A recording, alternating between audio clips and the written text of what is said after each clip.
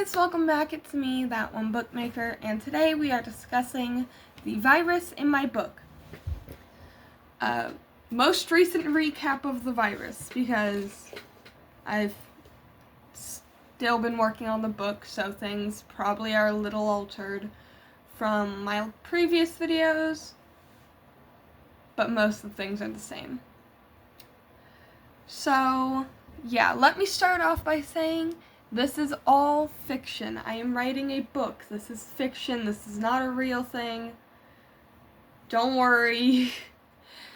Though I know I use words that make it seem like it's in our world, it's just in my book's world. So please don't go Googling. Is this a real thing? That is all playful, by the way. I'm not making fun of anyone. But yeah, let's go ahead and start. Let's start off with the cause of the virus. The cause of the virus is the mushroom that James's team found when they were on a trip to research several different new plants and study the new mushroom and all that. The cause of the virus is the mushroom and the spores it creates and sends into the air. Hold on, I talk with my hands a lot, so we're gonna just lower the camera a bit. Is that better? Perfect. Yeah. But it is from the mushroom, which is the plant. Why did I grab both my pen and pencil? And the plant creates the spores as it matures and then releases them into the... What in the Jesus Christ? One moment. Sorry, my sibling came upstairs. My family is home, so you're gonna hear some background noise. That was my younger sibling. But where was I? So, as the mushroom matures, like many mushrooms, hold on.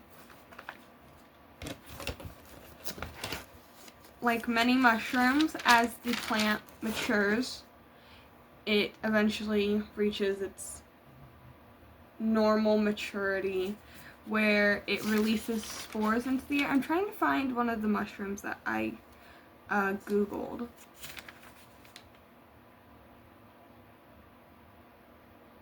Yeah, as it gets older, the skin starts to like dry out, and then the little pockets that were holding the spores originally will rupture and then go through into the air through the cracks in the skin.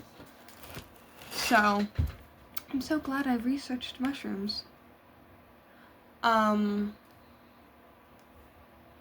I say a lot because I have to focus.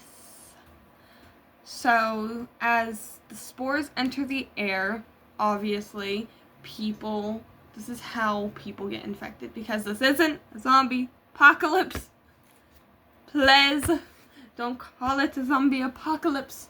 I already have to deal with my mother saying, oh, they're just mushroom zombies. And I'm like, dearest mother, I love you. You treat us so well. You let me do this. It's not a zombie apocalypse. A zombie apocalypse is where you get scratched or bitten. Oh, you're a flesh-craving zombie who wants to eat humanity, and you don't have a single mindset here. No, it's kind of like, it's not an apocalypse, but it is, something that does alter the way the host, the human that breathes in the spores. Alright, hold on. How you get infected is when those spores are in the air, you inhale them. And it settles in and it goes into your lungs because you breathed it in with the oxygen. and it goes into your lungs, and then those spores settle in like the walls of your lungs, and you might be like, oh, your immune system would fight that. It doesn't work that way for this. This is a newly discovered thing the human body is not adapted to. It is specifically, the mushroom it grows, and the way it reproduces, it either goes in the air or goes into the lungs of living creatures to be carried farther until the sacs rupture. It is designed not to be fought off by an immune system of a living host. I'm not mad at anybody. I know sometimes I look like I'm mad. I am not mad. It is just me. Hi. Hello. Good morning. How are you? If you're having a bad day, I apologize. Go hug a plushie and drink some hot cocoa or water and watch some comfort movies. I want you to be happy. I care about you guys. But yeah, so it's not going to get fought off by the natural human or animal immune system. If it is not obvious, I've done several hours of research. Too many hours of research. There's no such thing as too much research. Hi, Kevin. Anyway. Where were we at? Yes, how the humans get infected. They breathe in these spores as well as oxygen, and the spores go down your little breathy tube in your throat. That sounds wrong. And it goes into your lungs, and it settles on the walls of your lungs or the bottom, just somewhere that has a surface in your lungs, which is like your lungs in general. It doesn't just float there. And it settles, and it creates a little pocket under, like, just in between the skin holes. Not the skin holes, but so we have your lung skin here, and then we have your other side of your lung skin. It like goes between there, and it like grows. I don't know how thick human lungs are, and I don't feel like Googling that because I'm scared people are gonna question me. But I know they're not just, they're not that small. See that? Not that small. So like it goes between the thickness. And this is why my channel is not recommended for children. I go into too much detail. But and it grows a pocket. So you know, like how some people who have been shot, the bullet stays in their body because the human body like creates a little hole and it keeps it there so it doesn't move around and harm any vital organs. I watch too much doctor shows. Please don't question me. I apologize if my explanation is weird. If you have any further questions, please do not feel bad for commenting. I'm here to explain my book. I will answer them, whether that be in a YouTube short or a long form, because I can't comment back. But you will have your answers if you have questions. I can promise you that, because I read every single comment I get. But yeah, and it holds it there, and just imagine that bullet, instead of being a bullet, is mushroom spores in your lungs.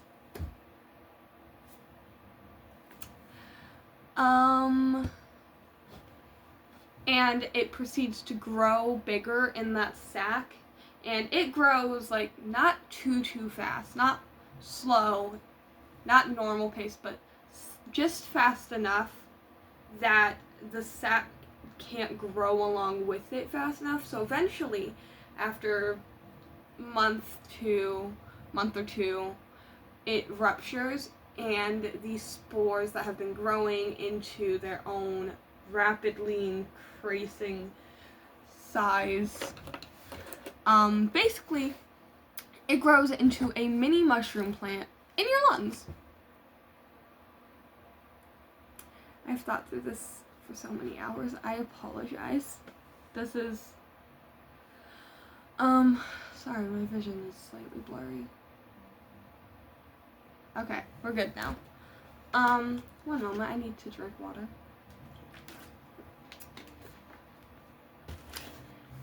And that mini plant that grows from those spores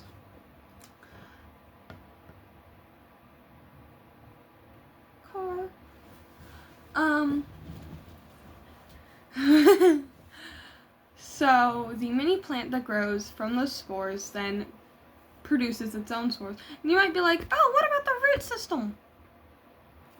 It's small. And it basically just feeds off your nutrients. It doesn't need that much of a root system. It's just growing there, uses your nutrients to grow, and then produces more spores. This sounds like a horror movie. I promise you it's not a horror movie, it's a book. And these details probably won't really be described much in the book, it's just necessary details. Who are you? Like, I know all this information, barely any of it's gonna be used in the first book. Anyway, but it just uses your nutrients, it grows its own plant, mushroom, and then spores are then again created and released through where? Your mouth or your nose. Are you a mouth breather or a nose breather? Both. It's exhaled. Process of breathing out. And you breathe it into the air like the plant would, produce it into the air. But you are a traveling human. So you're gonna bring the spores more places. That's why the mushroom is designed to be carried by living creatures. Because that way, when it travels farther instead of just growing into a clump of several mushrooms turning into just this giant mushroom. Or by the wind, which doesn't go anywhere specific. It doesn't carry it into heavily populated places often. Eventually, it hit a tree or hit the floor instead of being carried all over the world like a human does. Because if a human doesn't know they're sick, they're gonna go somewhere.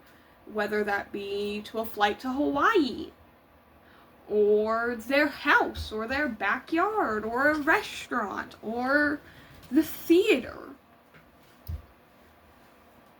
But it is designed to be carried by the living creatures like humans and animals.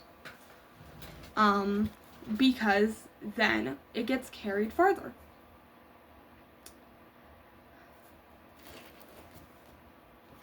And there's another aspect about this virus that I designed specifically so that the plant can be produced more often and can be two more aspects of it. Can be produced more often and be hey, we shouldn't go over there. That's a bad plant. That's a bad plant. The plant over here be like, what did I do? I'm just trying to live my natural life.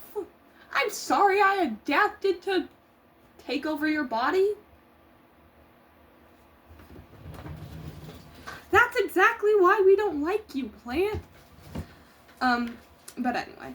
So when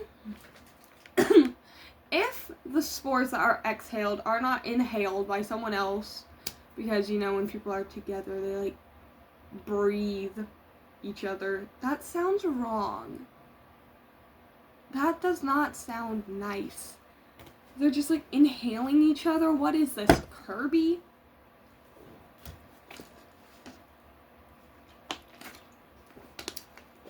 Anyway. And so, and I have to fix my chair because the chair is being annoying again. Okay. There we go. So, ooh, you can't see me. Ah! Hi. So, when the spores are not inhaled by another living being like a human, ooh, my eyes look pretty in this lighting. Oh my goodness. They can land on soil, and if the climate is correct, it can grow into its own plant. Like, it can't grow in a desert because the desert has zero water and barely any... What in the Jesus Christ was that? There's just a random shadow outside my window. Anyway, but it doesn't have enough moisture for a plant to grow properly. Hello, baby snail. Oh, hello, several baby snails. Can y'all stop creating more snails? I'm gonna need a bigger tank if you don't stop creating more snails. Please, Grandpa Snail, you have enough children. Anyway. So, despite, like, if it was in a desert, the plant wouldn't be able to grow, but humans, being humans, hold on.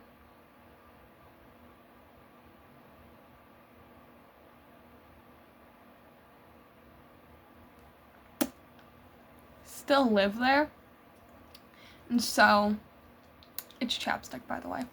I just removed the label.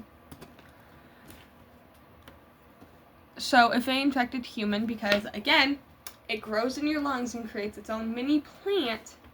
Oh, it's a little heart. And then the spores from that plant get exhaled. So the plant wouldn't be able to grow in that dry of a climate, but the human carrying it can still have it because, hey, it's in their lungs. They can't just...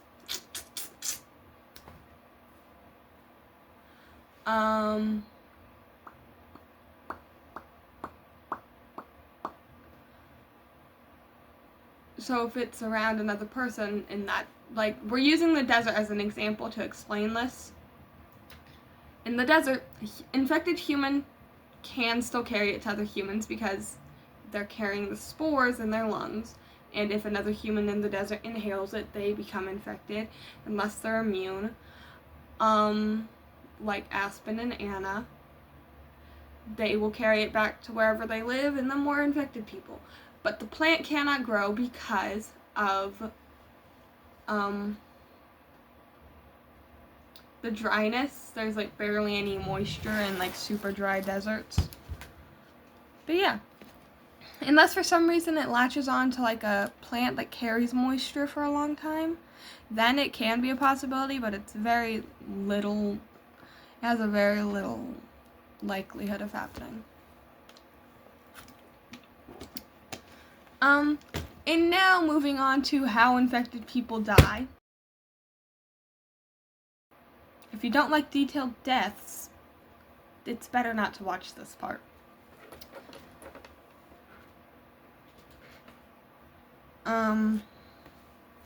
So how the infected people die, there are a few cases here.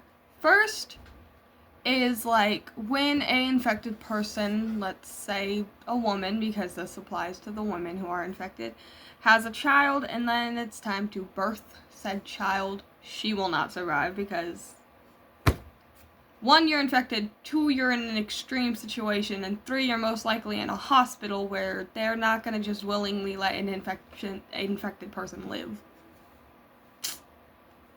Sorry.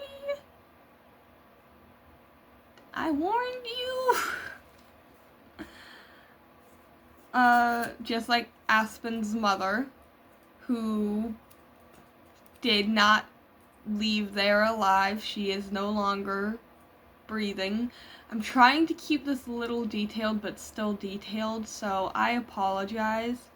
Again, I go into a lot of heavy detail. I'm trying not to do that because I want people not to get grossed out by my descriptions. 2 would be, 1, they suffocate on the plant. Well, 2, they suffocate on the plant. Because, again, it's feeding off the human's nutrients, and is growing. It's a plant growing inside their lungs.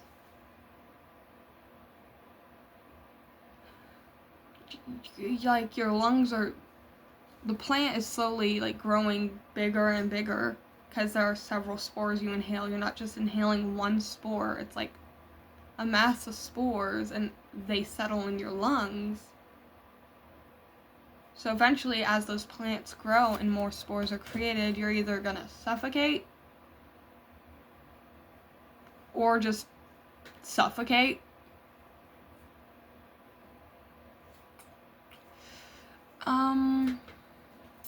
Please don't report me. I'm just talking about a book.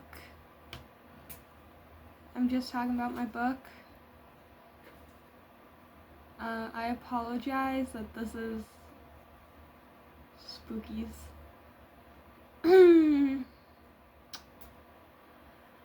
And then, like, the last one would be, they're old.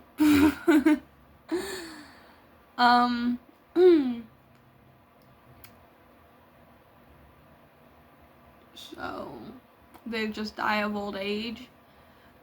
One last thing about the virus before we just basic summary it and end the video is when a dead body happens, because again, they're gonna naturally die, you're either gonna have to burn it to stop, one, the entire plant, two, the human from, like, decaying and then attracting more mushrooms and their body still having the spores in it and then creating more and growing on the body. You're either gonna have to burn it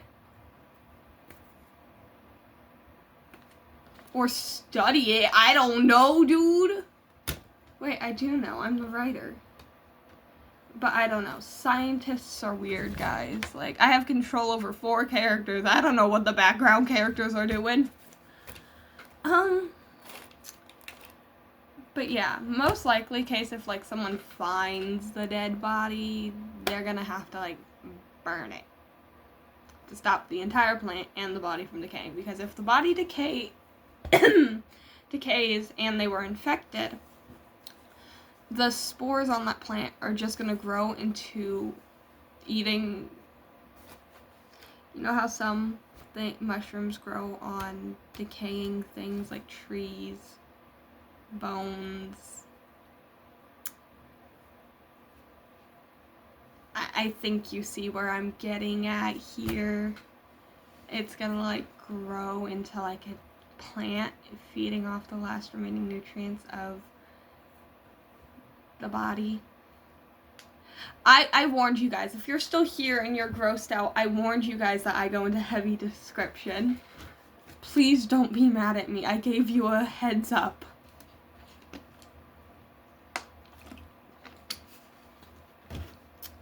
So, summary here is, it was found by a group of researchers, and they were studying it and then got infected because they were inhaling the spores. That spread and became a wider thing. It's carried through the air. Humans and animals can inhale it and carry it. People don't live when they have it and they're not immune. It can grow on dead things. If you have any further questions, I am happy to answer them. Just ask them in the comment section if you are able to comment. But yeah, that's the virus. Thank you if you stayed for staying for my video. I appreciate all of you guys. I hope you are having a lovely day or night whenever you're watching this, or wherever you're watching it. I hope you're having a lovely time. But yeah, that's the most recent recap of the virus. And I will see you either later or tomorrow. Bye, guys.